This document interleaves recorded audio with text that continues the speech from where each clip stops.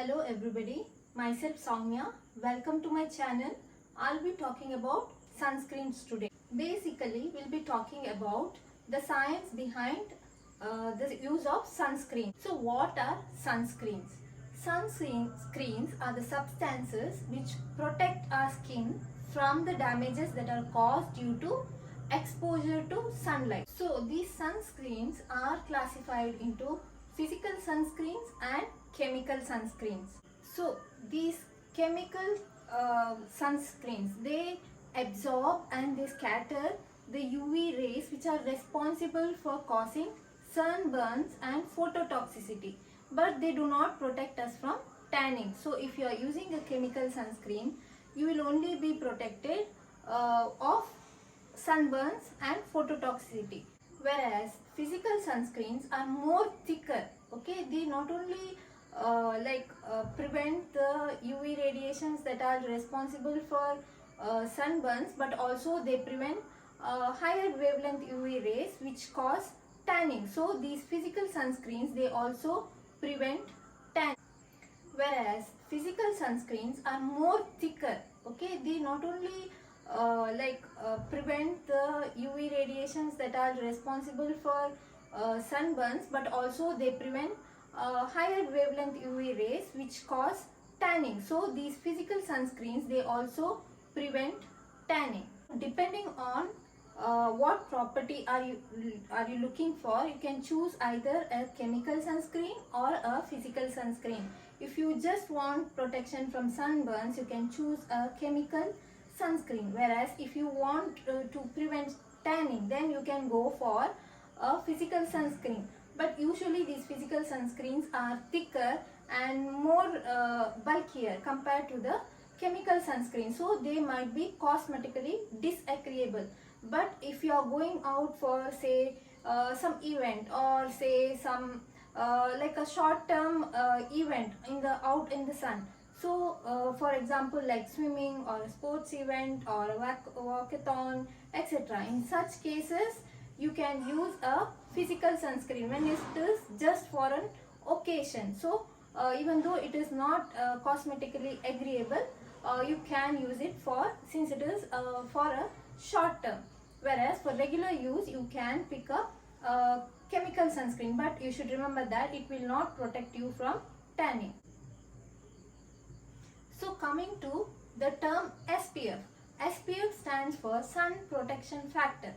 Okay, usually it will be like a number and a certain number of plus symbols. You would have seen it may start from say SPF 15 and it may go up to SPF 60, and there might be a plus sign next to it, say SPF 15 1 plus or 2 plus or 3 plus. So what does these numbers and the plus sign signify? Let me explain the number which comes next to SPF. So this number is basically the ratio, okay, of see how much amount of UV radiations are required to produce certain amount of say skin rash or erythema, okay, on unprotected skin, to the amount which is required on a protected skin, that is when you apply the sunscreen. So basically that ratio signifies it is what SPF is. So higher the value, better the sunscreen. So is it important to use sunscreen if you are not prone to say getting photo allergy or getting sunburns, or you are not bothered about getting tan? Do you still have to use sunscreen is the question. So my answer is yes, you should use sunscreens even though you are not bothered about getting tan, or if you are not prone to getting sunburns. Why? Because the sun rays have dangerous UV radiations which may cause say permanent damage in the skin. It would not be sudden, but gradually your skin aging will be promoted. That is, it progresses quicker than the other individuals who are using sunscreen. Again, there are many other factors which contribute to skin aging. Here sun rays or the UV rays is one of the main contributing factors for skin aging. So what happens with skin aging? So with this you might see fine lines on your skin, okay, on your face also, much earlier compared to the people of the same age group of the age group as yours, okay, and you might develop wrinkles much earlier than people who are using sunscreens, okay. Again, it depends on many other factors, but you should remember that if you use sunscreen, it might be much better. So who should use sunscreen, or from what age should you start using sunscreens? You can start as early as from the childhood. Whenever the child starts getting out of the house, the child can, or you can give the child, you can apply sunscreen to your child right from the childhood. It's not like once you reach your 20s or once you reach your teenage or once you reach your 30s you should start using sunscreens. Sunscreen should be for everybody irrespective of their ages. Whenever you are going out in the sun, basically you should not step out ideally without wearing sunscreen.